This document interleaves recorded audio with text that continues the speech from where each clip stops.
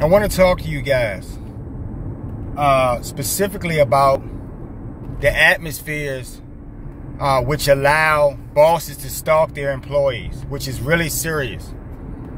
And the reason I'm talking about this today is because I gave it some thought and I realized how dire the circumstances could be for such a person, because they're in a position where their boss, the figurehead who writes their schedule, or the person who disciplines them, that person is the stalker or the narcissist. And they don't know what to do, because wherever they go, this person is probably lined the pan, so to speak, and made sure that they had alibis and covered their tracks whenever they do stuff, because they don't get their hands dirty, folks. They use the flying monkeys to the best of their abilities, and they are always, and most of the time, they're successful. So, you know, in these environments, you know, I had to really think about why a person would want to stay in these environments. I understand, you know, the technical circumstances. You know, you have to work this job until you get out. I get all of that. But I'm talking about, why would you tell yourselves, why would you think to yourselves, well, this will stop, or it'll get better for me? Because see, that hope is false. When you're in these situations, there's no sense of even trying to hold on to any hope. And I'm going to let you guys understand, or let you know to understand, that it's a hopeless situation simply because the narcissist in a narcissistic workplace environment will wreak havoc, and they live to do such a thing. That's the only thing that they're there for. It's a perfect environment, folks. It's a hotbed for this type of activity. And so, you know, when you look at these people, you know, maybe they have some issues. Maybe they're too weak to fight back or run away or whatever they're going to do.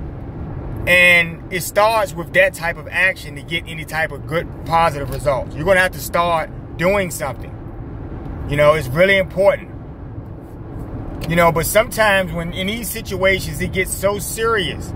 The boss or the supervisor or superior in the situation becomes so toxically obsessive. You know, I'll use that terminology. They become so obsessive that they literally are striving to control every aspect of your lives through the job. And that's impossible to do, but these people will find some type of way to pull that off.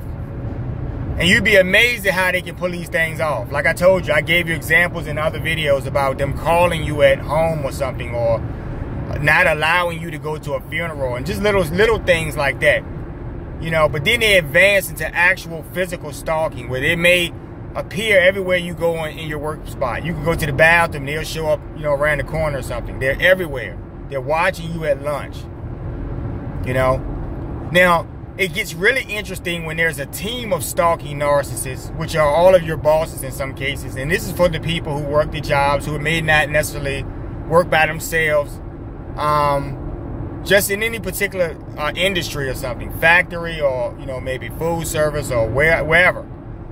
You'll have these groups of people because people work together. They're doing a task, and there's an objective. You know, but these bosses, they will really get into this thing. They will really get into the way that your job is flowing, and they will try to figure out ways to throw monkey wrenches in the operation. They will sabotage the entire objective, which makes them insane, folks, because you have to understand that they're willing to make themselves look bad on the job just to make you look bad. I spoke many videos ago in, I think, the Habit Impasse Part 4, the exit plan. You guys check that out. I spoke in that video about things they would do as far as sabotaging equipment, you know, or not getting you the supplies that you need. You maybe used to order supplies for your company or something. That's your job. And the person who's responsible for making sure that stuff comes in, they won't do it. You know, in many ways they do this. They'll pass these things around for people who all have team group members or something who all have these schedules where a boss writes all of your schedules. You know, and that's in most cases. Someone's making you a schedule. Well, they would disenfranchise the whole entire work staff just to get one person. And I'm serious. You know, They may not even, you know, maybe you work a job where they post your break every day or something. They will stop doing that. No one will know what their break is, right? Just so that person can't leave when they need to, or they can't eat with someone or something. And this is when it becomes really obsessive. That's what I'm talking about when I started this off, folks. It becomes obsessive because they're acting as if they're in some type of relationship with this person. You know, it starts out as a power thing, but then it develops and it morphs into something disgusting. I don't know what it turns into. Gross obsession or something. You know, but these people will literally not put a schedule out. You know, no one knows when they come to work. Just call me, because I want that person to not be able to know when they're coming to work, so I can know exactly what time they're going to come in, because they have to call me. You see what you see what I'm saying? I'm trying to show you guys how it's almost like these stalker movies that you've seen in your life. You know, real life. And I just want you to understand that if you're in these environments, there is no way out. The exit plan is the only way to secure your freedom in these environments, especially when you can clinically look at these demonic bosses and see that they have a problem, and see that there's some type of issue they have with you, and there's a game to be played. And if there's a game, you don't want to play the freaking game. I'm not going to keep stressing these things. Do not play the game, folks. Do not play the game, okay? That's what they want you to do. They live for this game. They have nothing else going on in their lives but this game. The game is the way that they are able to feel some type of emotion through arousing your emotions. See? They don't have any emotions. They're not able to feel. I've talked to you about it in the hybrid empath videos. I've talked to you about this thing. They don't have any emotions. They're not capable of real feeling. So to extract that feeling, they do it from another person, is what I'm saying. They have to arouse your anger or your emotions just for them to feel something, because they're not able to feel. It's like artificial emotions or senses. It's very sad, but it's what they do. I gave you the example about the person taking the shit on the floor. You know, same deal.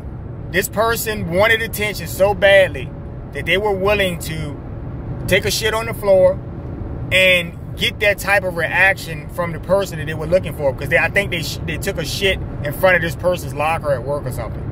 So I'm trying to show you that these people, just to get your attention, they will go to the most extreme measures. They're severely childish. They're just like 5-year-old petulant children, you know, with the psychological problems. And they never got the help that they needed, and now you're dealing with them in your work spots. Okay? So that's why I always push the exit plan. That's why I talk about that in my book. You guys need to check it out. I Love Bad Behavior. It's on my website. You can go over to www.thinkbehavior.info and pick the book up. You can also check it out on Amazon. And, you know, I talk about those things in that book. And really, because we live in a world where there are so many narcissists. There are so many people with clinical disorders. You know, it's one thing if you're innocent and you're mildly, you know, you're a mild threat to someone, right? You may be loud or irritable or something. That's one thing. But when you start doing things to toxically affect your coworkers, or just people, not even at work, just people in general, you're sabotaging people's, you're putting sugar in their gas tank, you're fucking putting tacks under their tires or something. You're doing things to try to make them hurt. That's when it gets scary, folks. That's when it becomes really, really toxically obsessive. And always, when you look at these movies, what happens at the end? The person has to escape, right? Escape. Like the videos and share them. I love bad behavior. You know, but I just don't like having to deal with this shit. I don't like you having to deal with it. No, no matter what form it comes in, I'm always dealing with some type of foolishness, because someone else has some mental issues. And it's starting to get tiresome. I mean, I really am. I don't know what to do. Maybe you guys enjoy it, but I don't. So until we talk again, folks, y'all have a nice day. Enjoy the weather. What else? Take care.